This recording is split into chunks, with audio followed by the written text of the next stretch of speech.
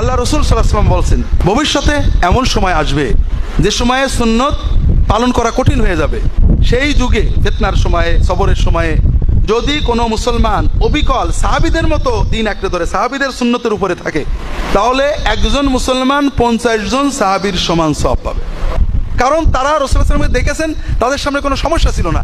আমরা দেখিনি, সমাজে নানান সমস্যা, অনেক অসুবিধা, তার ভিতর দিয়েও যখন আমরা এটা চেষ্টা করব, আমরা আল্লাহ তাআলা কবুল করলে একটা আমল দিয়ে 50 জন সাহাবীর আমলের মতো সওয়াব অর্জন করব। যে এতকাল কেউ বললো না, কোথায় সব আজকাল নতুন নতুন কথা মাথা শিখেছে, দুনিয়াটা জ্বালাই খেলো, এটা কিন্তু তার ঈমানের সাথে সাংঘর্ষিক।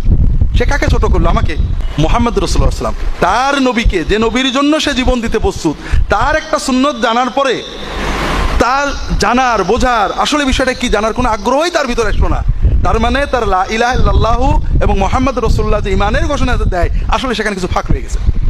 মুহাম্মদ সাল্লাল্লাহু আলাইহি ওয়াসাল্লামের একটা সুন্নত জানার পরে মানবও না, বোঝারও চেষ্টা করবো না, জিজ্ঞাসা করবো না, এই কান দিয়ে ঢুকাবো, এই কান দিয়ে বের করে দেবো, আরে এতকাল মানুষকে আর কিছু বুঝিনি, এটা কিন্তু আমাদের ঈমানি চেতনার সাথে সাংঘর্ষিক। কারণ এতকাল মানুষ যা করেছে কোনো গুনার কাজ করিনি।